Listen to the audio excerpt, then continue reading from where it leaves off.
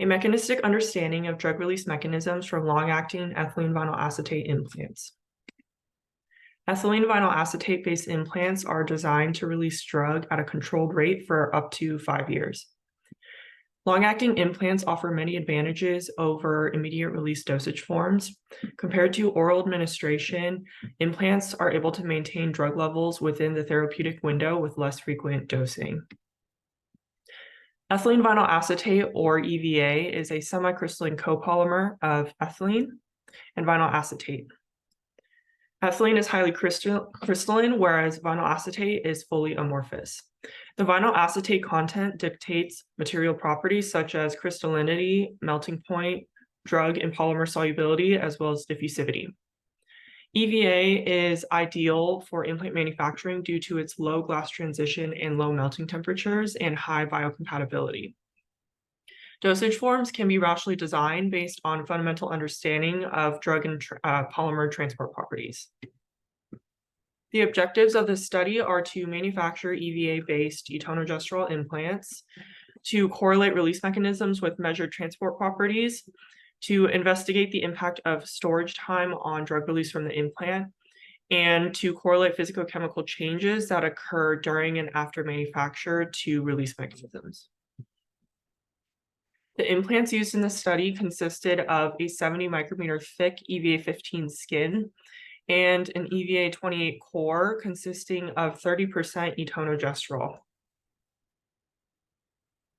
The drug is both dissolved and dispersed in the core polymer, with a majority being dispersed as crystalline solids and a small portion being dissolved in the EVA-28.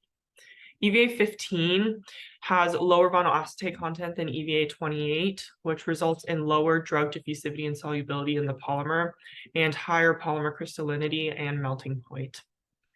The EVA-15 skin serves as a rate controlling layer that covers the implant length, but not the implant ends.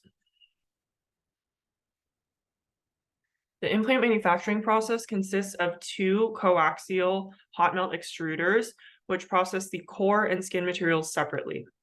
The 2 melts are combined and shaped into a coaxial cylinder shape using the coaxial die, and then the melt is cooled down in a temperature-controlled water bath. Initially, the melt has a wider diameter due to die swell when exiting the die, and then is drawn down to the target diameter using a belt puller, along with a laser gauge, which continuously measures the rod diameter. Processing parameters as well as screw design control the amount of drug dissolved, which can fundamentally impact implant properties.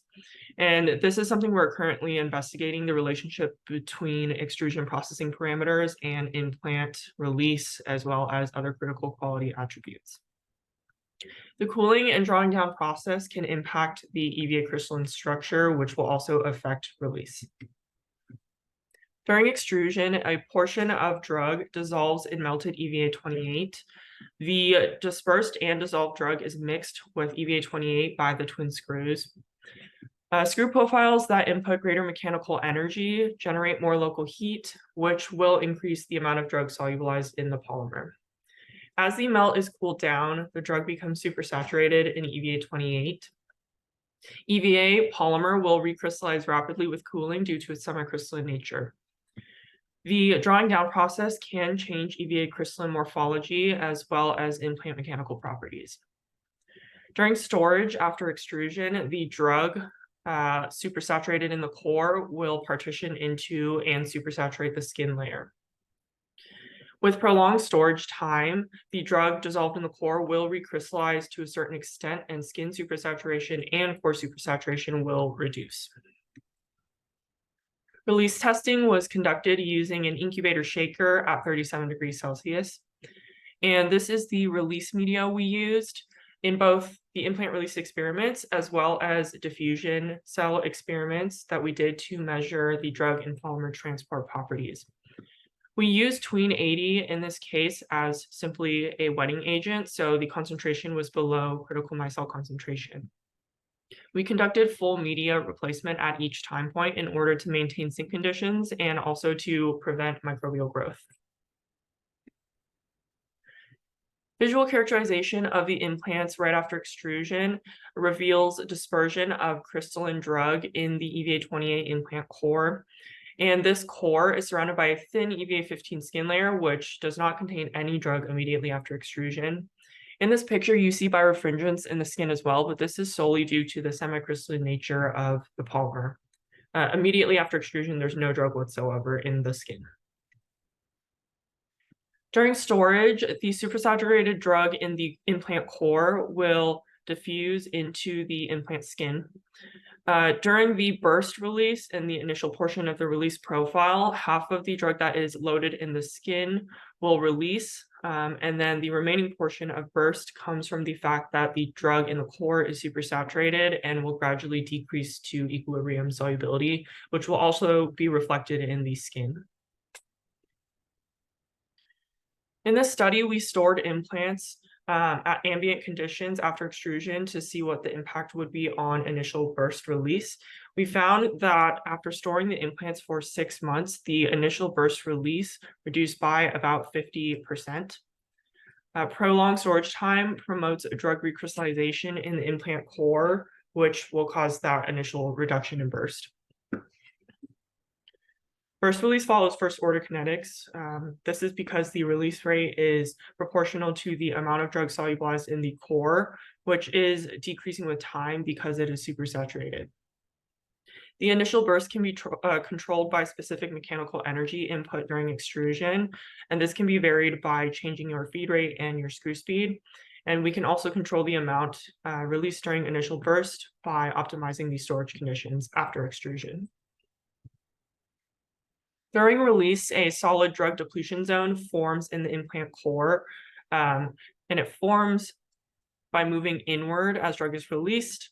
And this will increase the diffusion path length and decrease the driving force for release because the concentration gradient is decreasing. Release rate will decrease with time, but the release profiles in skin and ends will appear different due to the fact that the release through skin the drug has to diffuse through the EVA15 skin layer, which covers the implant length, but not the implant ends. Despite making up only 2.5% of the total implant surface area, the ends do contribute about 18 to 20% to total release.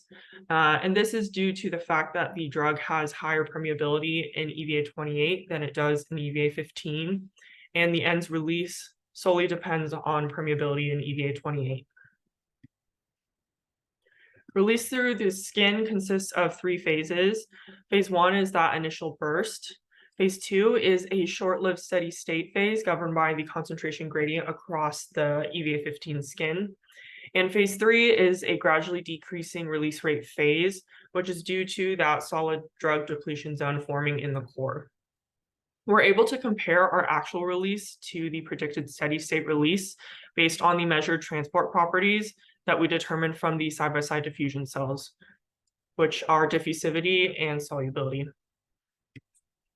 For ends release, we did see 2 key deviations between our actual release profile and the predicted based on the measured transport properties.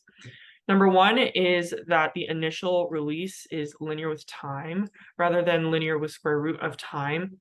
And this indicates slow drug dissolution relative to drug diffusion in that initial portion where the diffusion path length is so short that the rate of solid drug dissolving into the implant core is impacting the diffusion rate. Second, we see that clearly the actual release is faster than the predicted. To understand the deviation in ends release, we conducted microcomputed tomography analysis of a fully depleted implant core. The sample contains an EVA28 polymer matrix with air-filled pores which form due to drug released. In this 3D reconstruction on the left, the semi-translucent gray color represents the EVA28 polymer, and the colored regions represent the air-filled pores, which are colored by volume. The histogram plot on the right shows the volume-based distribution of these air-filled pores, and the histogram plot shows presence of a few very large volume pores and presence of many very small volume pores.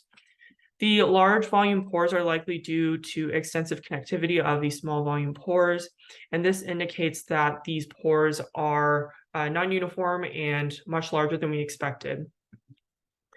The air-filled pore bin connected represents the solid drug dispersion, and it indicates that the solid drug is extensively connected as well in the implants that are not depleted. And this indicates that our manufacturing process needs to be optimized in order to improve dispersion.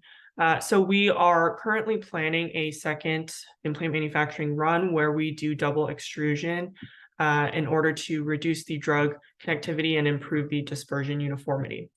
This highlights that the optimizing the manufacturing process is critical, and this emphasizes the direct dependence of the release mechanisms on the manufacturing process. To summarize, the implant skin release contains 3 phases. Phase 1 is an initial burst, phase 2 is a short-lived steady state release phase, and phase 3 is a decreasing release rate phase due to formation of a depletion zone in the core. The initial burst is due to half of the drug dissolved in the skin releasing within a few days, and also due to supersaturation in the core, which gradually approaches equilibrium solubility. The ENS release is initially limited by slow dissolution of the drug in the core polymer relative to diffusion, and then increases rapidly compared to the predicted values due to drug diffusion in those connected channels. Our findings highlight that implant release mechanisms are directly tied to the physicochemical changes that occur during manufacturing as well as after manufacturing. So this is my funding and acknowledgement statement. This work was supported by the FDA Office of Generic Drugs. And that concludes my presentation, and I would like to take any questions now.